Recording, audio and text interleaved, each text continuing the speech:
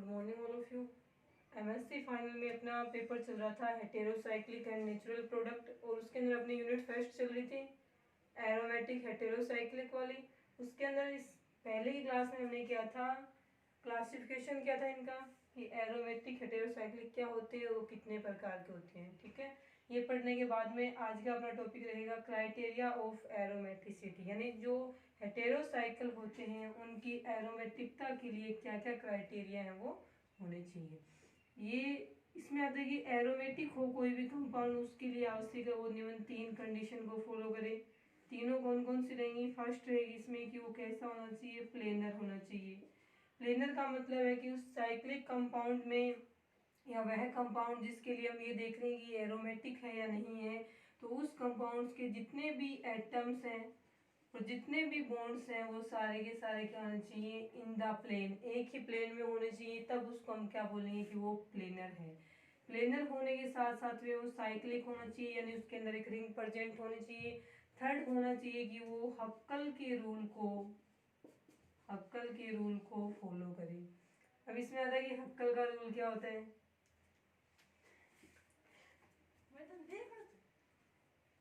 ठीक है, तो हक्कल का रूल है वो क्या रहेगा, देखिए इसमें हक्कल का रूल होता है 4n + 2 पाई इलेक्ट्रॉन। ठीक है, तो उसमें कितने होने चाहिए, 4n + 2 पाई इलेक्ट्रॉन के बराबर इलेक्ट्रॉन होने चाहिए। एन की वैल्यू हम 0 रखें, 1 रखें, 2 रखें, 3 रखें, 4 रखें, आगे जो भी रखें। तो यहाँ पे 4n + 2 पाई इलेक्ट्रॉनों की संख्या कितनी आनी चाहिए उसमें, 2 pi electron, 6 pi electron, 10 pi electron, 14 pi electron, इस प्रकार से उसमें। ठीक है, इस प्रकार से इसमें क्या होनी चाहिए, पाई इलेक्ट्रॉनों की संख्या होनी चाहिए। तो वे कंपाउंड्स जो हक्कल के रूल को फॉलो करेंगे उनमें इस प्रकार से पाए जाएंगे पाई इलेक्ट्रॉन्स हैं, तब हम कहेंगे कि वो हक्कल के रूल को फॉलो कर रहा है। तो वे कंपाउंड्स जो प्लेनर हों, साइक्लिक हों, हक्कल के रूल को फॉलो करते हैं, तीनों कंडीशन को फॉलो करते हों, उन कंपाउंड्स को हम क्या कहेंगे कि वे ऐसे कंपाउंड्स हैं वो एरोमेटिक कंपाउंड्स कहलाते हैं। ठीक है, तो क्राइटेरिया ऑफ एरोमेटिसिटी देख रहे हैं हम, उसके लिए 3 कंडीशन फॉलो होने चाहिए। उसके बाद में इसमें ये आता है कि क्राइटेरिया में देखें तो हम सबसे पहले इसमें देखते हैं कि स्ट्रक्चरल क्राइटेरिया। स्ट्रक्चरल क्राइटेरिया क्या रहेगा उसका, तो स्ट्रक्चरल क्राइटेरिया में हम देखेंगे बॉन्ड लेंथ। स्ट्रक्चरल क्राइटेरिया में क्या देखी जाएगी, बॉन्ड लेंथ देखी जाएगी। बॉन्ड लेंथ है वो एरोमेटिसिटी को किस प्रकार से प्रभावित करेगी, तो देखिए इसमें बॉन्ड लेंथ में क्या लिखा जाएगा। जैसे कि वे कंपाउंड जो एरोमेटिक होते हैं, जैसे हम सबसे कॉमन एग्जांपल लेते हैं यहाँ पे बेंजीन का। बेंजीन में ये होता है, इसको हम इस प्रकार से भी लिख सकते हैं बेंजीन को, जैसे लिख दिया 1 2 3 4 5 6। इस वाले में तो क्या है, 1 2 के बीच में डबल बॉन्ड है, 3 4 के बीच में, 6 5 के बीच में। इसी को हम इस प्रकार से बनाए वापिस, लेकिन इसमें हम डबल बॉन्ड की जो पोजीशन है वो चेंज करती। अब जरूरी नहीं कि बेंजीन की ये वाली संरचना सही है, ये वाली सही है। इसके लिए हमने इन दोनों को मिलाकर के ऐसे बना लिया कि किन्हीं भी 3 जगह पे क्या है, इसके अंदर डबल बॉन्ड है, और किन्हीं भी 3 के जगह क्या है, यहाँ पे सिंगल बॉन्ड है। अब ये जरूरी नहीं कि 1 2 के बीच में डबल बॉन्ड हो, ये भी जरूरी नहीं 1 2 के बीच में सिंगल बॉन्ड हो। इन दोनों में से कोई भी स्ट्रक्चर है वो सही हो सकती है, तब इसकी ये वाली स्ट्रक्चर है वो दी गई थी। अब यहाँ पे बॉन्ड लेंथ की बात आती है कि बॉन्ड लेंथ कैसे होगी, तो इसमें देखिए बॉन्ड लेंथ में आप कि कार्बन कार्बन सिंगल बॉन्ड होता है, उसकी बॉन्ड लेंथ होती है 1.52 एंगस्ट्रम, और कार्बन कार्बन डबल बॉन्ड वाले की बॉन्ड लेंथ कितनी होती है, 1.32 या 36 एंगस्ट्रम होती है। अब यहाँ पे बेंजीन के अंदर जब कार्बन कार्बन बॉन्ड है, उसकी कार्बन कार्बन सिंगल बॉन्ड बोले, जो कार्बन कार्बन डबल बॉन्ड बोले, यहाँ पे बॉन्ड लेंथ है 1.43 एंगस्ट्रम की समथिंग मिलेगी। तो इससे क्या स्पष्ट हो रहा है आपको कि जो कंपाउंड्स एरोमेटिक होते हैं उनमें पाई इलेक्ट्रॉन होने के लिए क्या आवश्यक है, डबल बॉन्ड होना ही चाहिए। डबल बॉन्ड होगा तभी तो एक इलेक्ट्रॉन, एक बॉन्ड सिग्मा होगा, दूसरा क्या होगा, पाई होगा। तो इसके अंदर देखो आप कि कोई भी कंपाउंड है वो एरोमेटिक होगा। जैसे बेंजीन के अंदर अपने को मिली है बॉन्ड लेंथ कार्बन कार्बन की 1.43। अब 1.43 एंगस्ट्रम है, वो ना तो सिंगल बॉन्ड के बराबर है ना ही कार्बन कार्बन डबल बॉन्ड के बराबर है। तब हम ये बोलेंगे कि वे कंपाउंड्स जिनके जो एरोमेटिक्स होते हैं उनमें कार्बन कार्बन बॉन्ड लेंथ है वो मीडिएट होती है, मध्यवर्ती होती है किसकी, कार्बन कार्बन सिंगल बॉन्ड की, कार्बन कार्बन डबल बॉन्ड की, इन दोनों के बीच की तो है ये 1.43 एंगस्ट्रॉम। तो वे कंपाउंड्स जो एरोमेटिक होते हैं उनके स्ट्रक्चरल क्राइटेरिया में लिखा जाएगा कि उनकी बॉन्ड लेंथ है वो कार्बन कार्बन सिंगल बॉन्ड तथा कार्बन कार्बन डबल बॉन्ड के मध्यवर्ती या मीडिएटर होती है। ये रहेगा इसमें बॉन्ड लेंथ का क्राइटेरिया। ठीक है, इस प्रकार से इसमें बॉन्ड लेंथ है और डबल बॉन्ड और सिंगल बॉन्ड के बीच वाली रहेगी। ऐसा क्यों होता है, क्योंकि इसमें जो पाई इलेक्ट्रॉन्स है ना ये एक स्थान से दूसरे स्थान पे जाते हैं। ऐसा करने से ये बन गई, ये वापस घूम के ऐसे बना लेगी तो वापस ये बन गई। ठीक है, तो पाई इलेक्ट्रॉनों के डीलोकलाइजेशन के कारण, विस्थानीकरण के कारण से बॉन्ड लेंथ होती है वो कार्बन कार्बन सिंगल बॉन्ड और कार्बन कार्बन डबल बॉन्ड के बीच की मध्यवर्ती होती है। ये रहेगा इसमें बॉन्ड लेंथ का क्राइटेरिया। अब वापस हम बॉन्ड लेंथ का क्राइटेरिया देखेंगे, एक बार 5 मेंबर वाले में और एक बार 6 मेंबर वाले में। टॉपिक ये चल रहा है अपना बॉन्ड लेंथ। इसमें देखें आप,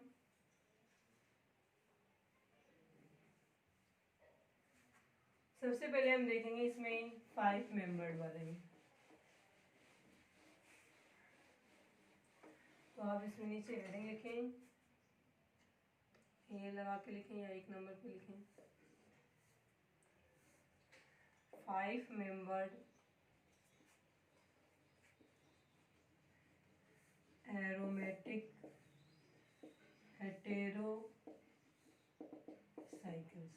ठीक है, 5 मेंबर्ड वाले में देखो क्या बात आती है। 5 मेंबर्ड के अंदर ये आपका 3 देखते हैं अपन 5 मेंबर्ड वाले में। इसमें एक लाइन लिखना कि जब कोई 6 मेंबर्ड वाला एरोमेटिक 6 मेंबर्ड वाला कोई एरोमेटिक कंपाउंड्स हो, उसके साथ में यदि 5 मेंबर्ड वाला कोई एरोमेटिक कंपाउंड्स जुड़ जाता है तो उसकी जो एरोमेटिसिटी और डिक्रीज भी हो सकती है और इंक्रीज भी हो सकती है। वो उसके जुड़ने के साइज पे डिपेंड करती है कि वो किस प्रकार से जुड़ा हुआ है। अभी देखना, पहले ये देखो ये बना लिया हमने, ये रहेगा पिरोल। सेकंड हमने बना लिया यहाँ पे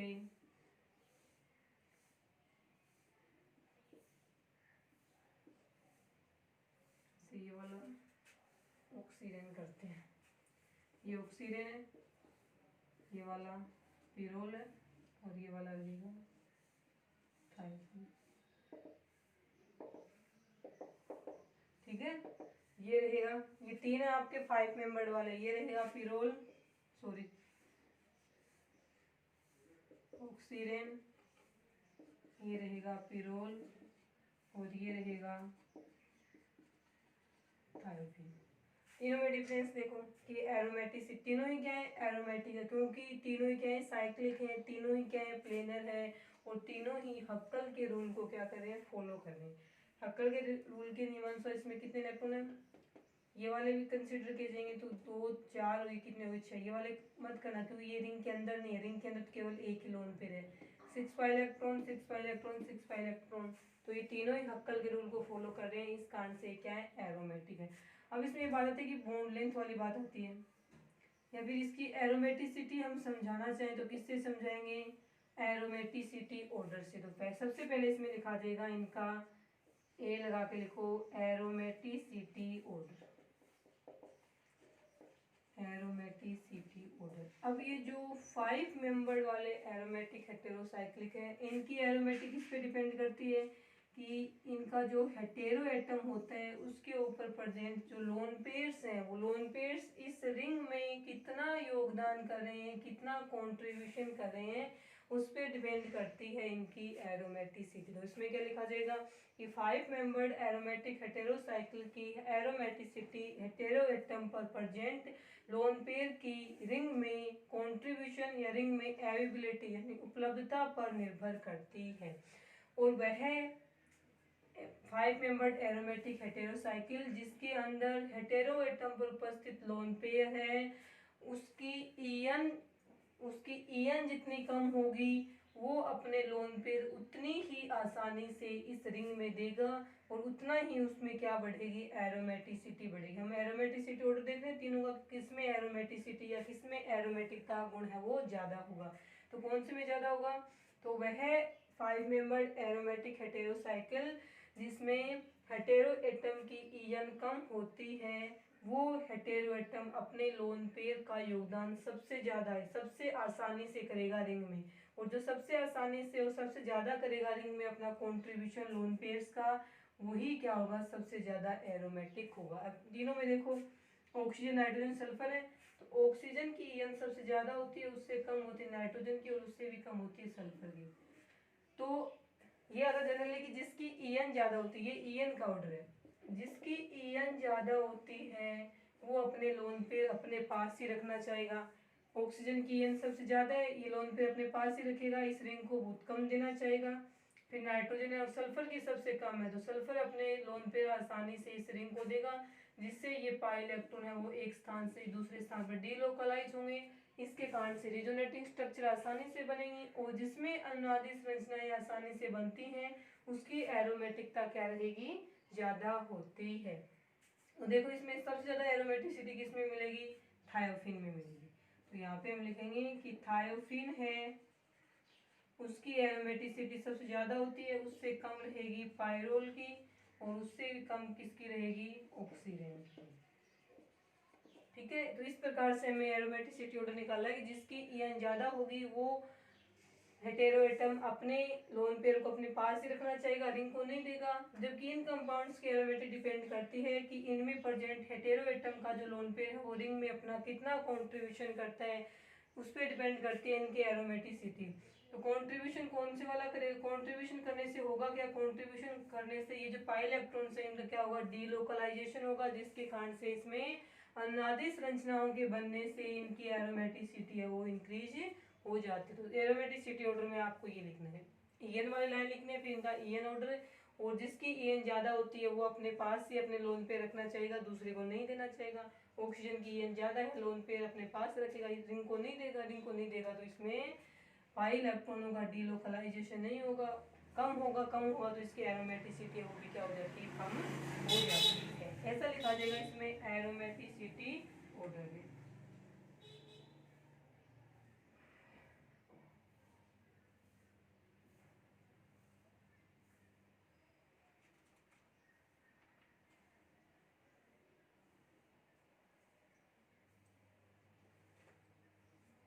उसके बाद देखें इसमें 5 मेंबर वाले चल रहे हैं, उसके बाद देखेंगे अपन इसमें एरोमेटिसिटी ऑर्डर के बाद में बॉन्ड अल्टरनेशन, बी लगा के लिखें। 5 मेंबर चल रहा है, बॉन्ड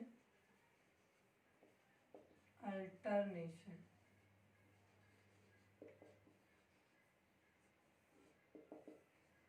सेकंड में हमें क्या करना है, बॉन्ड अल्टरनेशन का रेशियो चेक करना है। देखिए बॉन्ड अल्टरनेशन रेशियो कौन सा रहेगा, जैसे कोई भी ये 5 मेंबर वाला है, अक्स की जगह कोई भी हेटेरो एटम हो सकता है, ये लिख दिया हमने, इसको 1 नंबर पे मानेंगे, 2 3 4 5, ये सारे कार्बन एटम है। अब बोल्ड अल्टरनेशन का जो रेशियो होता है, अनुपात होता है, वो कितना होना चाहिए, 1 के बराबर होना चाहिए। बॉन्ड अल्टरनेशन का रेशियो जिस कंपाउंड्स में लगभग 1 के जितना पास में होगा उसकी एरोमेटिसिटी उतनी ही क्या होगी, ज्यादा रहेगी। इसमें देखो देखें इसके अंदर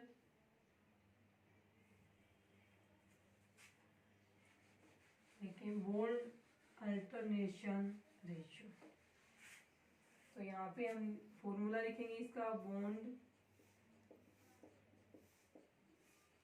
अल्टरनेशन रेशियो कौन सा होता है इसमें से, ये जो बॉन्ड लेंथ का रेशियो, ये रेशियो कौन सा रहेगा, तो इसमें रेशियो रहेगा C2C3, C2C3 कार्बन ये वाली बॉन्ड लेंथ अपॉन में C3C4, ये अल्टरनेट में ना एक दूसरे के, ये दोनों। इसके बाद नेक्स्ट है वो कौन सा रहेगा, ये रहेगा, ये सिंगल बॉन्ड है, ये डबल बॉन्ड है, ये सिंगल बॉन्ड है, ये दोनों एक दूसरे क्या है, अल्टरनेट में है, ठीक है, एकांतर क्रम में है। तब बॉन्ड अल्टरनेशन रेशियो में ये देखा जाएगा C2C3, क्योंकि ये तो कार्बन कार्बन बॉन्ड है ही नहीं, ये तो कार्बन हेटेरो एटम बॉन्ड है। C2C3 अपॉन में C3C4 का जो ये रेशियो है वही क्या कहलाता है, बॉन्ड अल्टरनेशन रेशियो कहलाता है। और ये रेशियो 1 के जितना ज्यादा पास में होगा उस कंपाउंड्स की एरोमेटिसिटी है वो उतनी ही क्या रहेगी, ज्यादा होती है। अब इन तीनों के लिए देखो, तीन थे आपके पास में, एक तो था थायोफिन, थायोफिन के बाद में एक था इसके अंदर पायरोल, और एक था आपके पास में ऑक्सीजन। इन तीनों में से जब ये बॉन्ड अल्टरनेशन का रेशो देखा गया, बॉन्ड अल्टरनेशन का जो रेशो देखा गया वो रेशो आया था थायोफिन के लिए 0.964, फिरोल के लिए आता है 0.954 और ऑक्सीजन के लिए आता है 0.950। तो एक के कौन सा पास में थायोफिन वाला है, वो एक के ज़्यादा पास में है, तो इसका एरोमेटिसिटी इसमें ज़्यादा रहेगी। पायरोल का इससे कम है लेकिन ऑक्सीजन से ज़्यादा है, तो ये वाली रहेगी बीच में। तो बॉन्ड अल्टरनेशन रेशियो के आधार पे हम एरोमेटिसिटी का डिटर्मिनेशन कर सकते हैं। तो बॉन्ड अल्टरनेशन क्या होता है, तो सबसे पहले तो ये देखेंगे बॉन्ड अल्टरनेशन रेशियो कौन सा हुआ। तो 5 मेंबर रिंग में कोई भी दो बॉन्ड जो एक दूसरे के क्या हो, कार्बन कार्बन बॉन्ड जो एक दूसरे के अल्टरनेट में हो, उनका रेशियो देखेंगे, और वो रेशियो एक के जितना पास में रहेगा उस कंपाउंड की एरोमेटिसिटी उतनी क्या रहेगी, ज़्यादा रहेगी। इस कारण से इसमें एरोमेटिसिटी का ऑर्डर है वो ये वाला प्राप्त होता है। सबसे ज़्यादा एरोमेटिक तक इसमें होगी थायोफिन में, फिर पायरोल में, और उसके बाद में ऑक्सीजन में। देखिए इसको,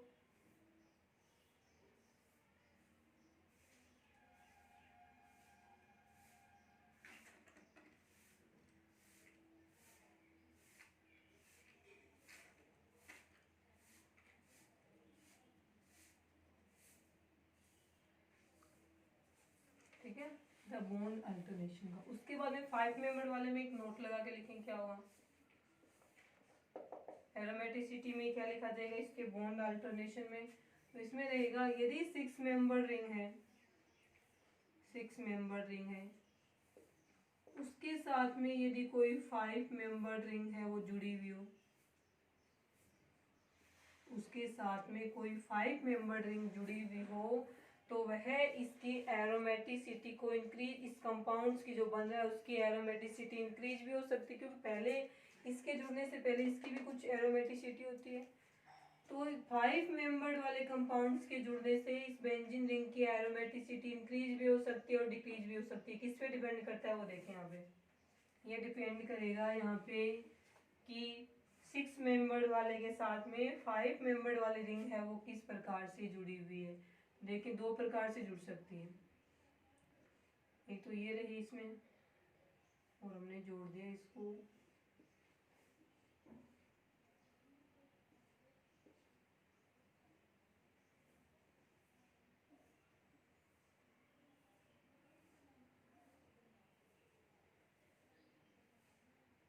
ये जोड़ दिया, एक में और जोड़ते हैं,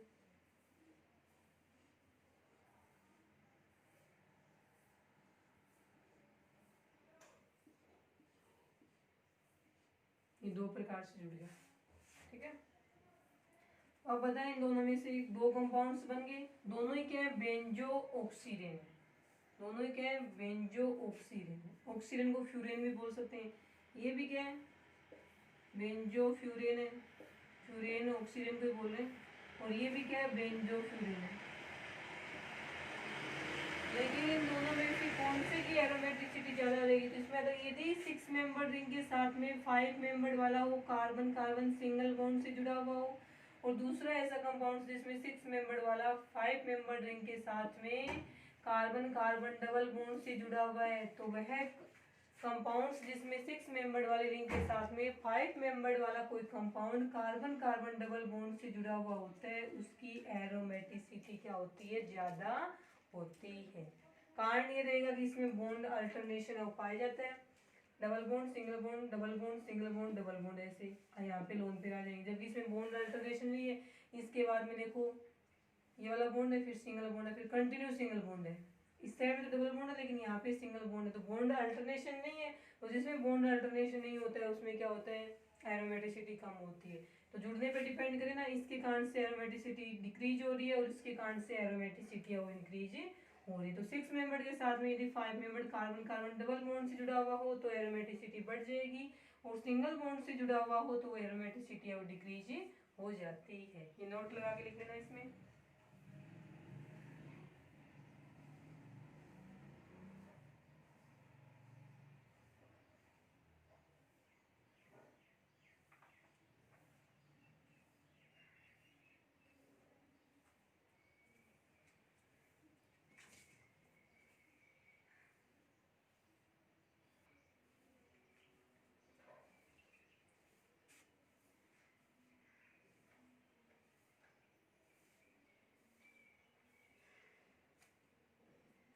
उसके बाद देखें आप 6 membered aromatic heterocyclic, most important तो इसमें 5 मेंबर्ड वाले रहेगा। उसके बाद में सेकंड पे देखें आप 6 मेंबर्ड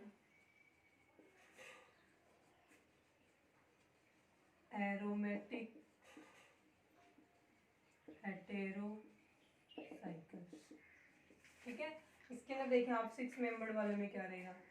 6 मेंबर्ड वाले एरोमेटिक हेटेरोसाइक्लिक में सबसे पहले हम बेंजीन की बात करते हैं, तो इसके अंदर क्या लिखा जाएगा कि 6 मेंबर्ड एरोमेटिक हेटेरोसाइक्लिक है, तो यहाँ पे हमने लिख दिया नाइट्रोजन। ये क्या बन गया, 6 मेंबर्ड एरोमेटिक हेटेरोसाइक्लिक, पीरियड बन गया।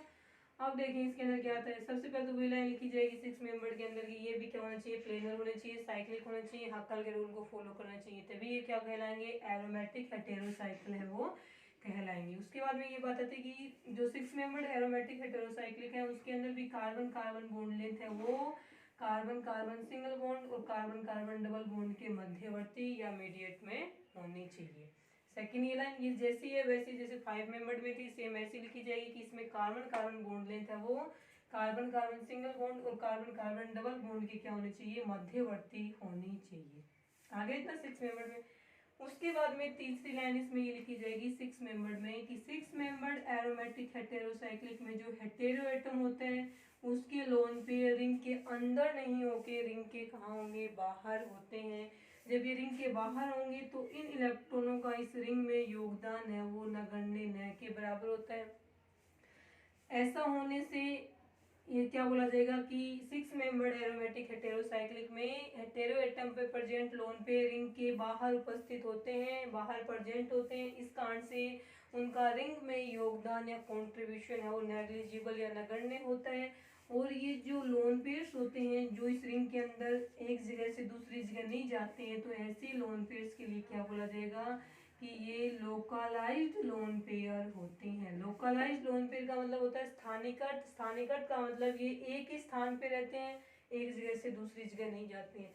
जब ये एक जगह से दूसरी जगह नहीं जाएंगे तो ये जो पाई बॉन्ड्स हैं उनमें इस प्रकार से जो डीलोकलाइजेशन है वो पॉसिबल नहीं हो पाता है। ऐसा नहीं हो पाएगा तो इसमें रिजोनेटिंग स्ट्रक्चर आसानी से नहीं बनती हैं, और रिजोनेटिंग स्ट्रक्चर आसानी से नहीं बनती हैं तो इनकी एरोमेटिसिटी क्या हो जाती है, डिक्रीज हो जाती है। अब हालांकि इसकी पीरियड की अनादि संरचनाएं बनती है लेकिन उन अनादि संरचनाओं में हेटेरो एटम है नाइट्रोजन उसके लोन पेयर का कोई योगदान नहीं होता है, तो केवल इन अंदर वाले जो पाई इलेक्ट्रॉन्स हैं उनके कारण से क्या होती है, इसके अंदर एरोमेटिसिटी बनती है, इन्हीं के कारण से अनुनादी संरचनाएं बनती हैं। ऐसी अनुनादी संरचनाएं तो बेंजीन में ही बन रही थी, फिर इस हेटेरो एटम का यूज ही क्या है, जब हेटेरो एटम के लोन पेयर का यूज नहीं हो रहा तो ऐसी अनुनादी संरचनाएं जो अंदर वाले पाई इलेक्ट्रॉनों के डीलोकलाइजेशन से बन रही है वैसी तो बेंजीन में भी बन रही थी। तो हेटेरो एटम के ऐड होने से इनकी एरोमेटिसिटी वो इंक्रीज नहीं होती है, कारण हेटेरो एटम के लोन पे रिंग के बाहर प्रेजेंट होते हैं, इस कारण से वे रिंग के पाई इलेक्ट्रॉनों के डीलोकलाइजेशन में अपना कोई योगदान नहीं करते। अर्थात इसमें 6 मेंबर्ड एरोमेटिक हेटेरोसाइक्लिक के अंदर हेटेरो एटम के जो लोन पेयर है वो लोकलाइज्ड होने के कारण इसके ऊपर ही रहेंगे, इसके एक जगह से दूसरी जगह नहीं जाते, इस कारण से इनकी एरोमेटिसिटी वो डिक्रीज हो जाती है। ऐसा लिखा जाएगा 6 मेंबर्ड वालों में। उसके बाद देखें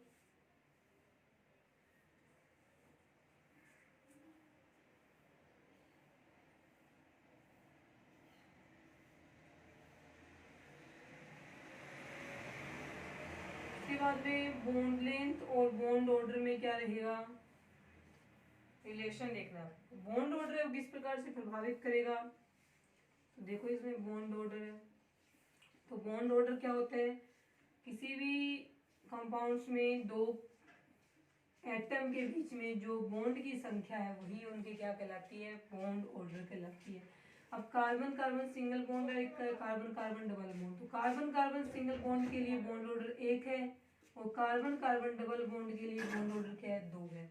जबकि हम ये बोल रहे हैं कि वे एरोमेटिक कंपाउंड्स होते हैं उनमें ना तो कार्बन कार्बन सिंगल बॉन्ड वाली लेंथ पाई जाती है और ना ही इसके अंदर कार्बन कार्बन डबल बॉन्ड वाली बॉन्ड लेंथ पाई जाती है। इनके अंदर तो कार्बन कार्बन सिंगल बॉन्ड और डबल बॉन्ड के बीच वाली जो बॉन्ड लेंथ है वो यहाँ पे पाई जाती है।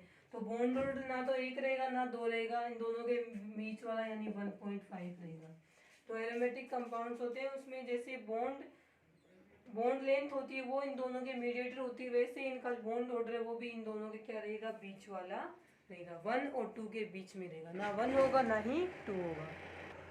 उसके बाद है कि बॉन्ड ऑर्डर वाला हो गया। अब ये देखना है कि बॉन्ड ऑर्डर और बॉन्ड लेंथ में क्या रिलेशन होता है, तो आप हेडिंग लिखिए relation in between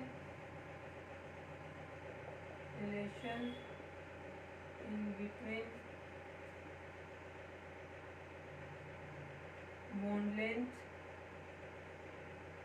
and bond order. Bond length और बॉन्ड ऑर्डर में क्या रिलेशन होता है, देखो बॉन्ड लेंथ बढ़ेगी या बॉन्ड ऑर्डर बढ़ेगा तो बॉन्ड लेंथ क्या होगी, कम होगी। जैसे carbon carbon single bond, carbon carbon double bond, carbon carbon triple bond, इसमें बॉन्ड ऑर्डर कितना है, 1 है, क्योंकि बॉन्ड की संख्या, दो एटम के बीच में बॉन्ड की संख्या क्या होती है, बॉन्ड ऑर्डर है। इसमें कितना है, 2 है, और इस वाले में कितना है, 3 है। तो बॉन्ड ऑर्डर बढ़ रहा है, उसके साथ साथ बॉन्ड लेंथ क्या होती है, कम होती है, क्योंकि इसमें बॉन्ड ऑर्डर और बॉन्ड लेंथ है वो एक दूसरे क्या होते हैं, विद कर्मानुपाती होते हैं। तो सबसे ज़्यादा बॉन्ड लेंथ रहेगी इसकी, उससे कम इसकी, और सबसे कम रहेगी। बॉन्ड ऑर्डर सबसे ज़्यादा इसका है, सबसे कम इसका है, लेकिन बॉन्ड लेंथ सबसे ज़्यादा इसकी रहेगी और सबसे कम बॉन्ड लेंथ है वो इसकी होती है। ये हो गया, ये रिलेशन है। अब इसमें यदि हम ग्राफ बनाना चाहें बॉन्ड ऑर्डर और बॉन्ड लेंथ के बीच में, तो ग्राफ किस प्रकार से बनेगा, देखो ग्राफ बनेगा आपके, स्ट्रेट लाइन प्राप्त होगी अपने को। इस साइड में हम लिख देते हैं बॉन्ड ऑर्डर और इस साइड में लिख देते हैं हम बॉन्ड लेंथ। जैसे जैसे बॉन्ड लेंथ बढ़ती जाएगी, बॉन्ड लेंथ बढ़ेगी, तो वैसे वैसे बॉन्ड ऑर्डर क्या होगा, कम होगा। इसमें इस प्रकार से लाइन प्राप्त होगी, ठीक है। बॉन्ड ऑर्डर यहाँ पे सबसे ज्यादा मान लीजिए 4 मान लेते ना, तो इस बॉन्ड ऑर्डर की यहाँ पे बॉन्ड लेंथ क्या होगी, 0 तो नहीं मानेंगे, 0.5 से स्टार्ट करो। जैसे जैसे बॉन्ड ऑर्डर, जैसे यहाँ पे हमने 3 मान लिए, यहाँ पे हमने 2 मान लिए, यहाँ पे हमने 1 मान लिया, वैसे वैसे इसके सापेक्ष बॉन्ड लेंथ देखो, बॉन्ड लेंथ क्या होती जा रही है, बढ़ती जा रही है। यहाँ पे क्या लिखी जाएगी, बॉन्ड लेंथ लिखी जाएगी। तो बॉन्ड ऑर्डर और बॉन्ड लेंथ में ऐसा ग्राफ प्राप्त होता है, वो कैसा होता है, नेगेटिव स्लोप वाला ग्राफ होगा, क्योंकि उसमें बॉन्ड ऑर्डर या बॉन्ड लेंथ इंक्रीज होने के साथ साथ में उसका बॉन्ड ऑर्डर क्या होता जाएगा, कम होता जाता है। दोनों एक दूसरे क्या होते हैं, विद कर्मानुपाती होते हैं, ठीक है। ये था आपके एरोमेटिसिटी वाला। उसके बाद में आता है इसके अंदर एनर्जी की बात आती है। वो एनर्जी भी एरोमेटिसिटी वाले के अंदर ही है। वो एनर्जी रहेगी सबसे पहली empirical resonance energy, empirical resonance energy या ERE, शॉर्ट में इसको क्या बोलेंगे हम, ERE, एम्पिरिकल रेजोनेंस एनर्जी, ठीक है। ये एरोमेटिसिटी को किस प्रकार से प्रभावित करती है, ये हम पढ़ेंगे कल की क्लास में। आज के लिए इतना।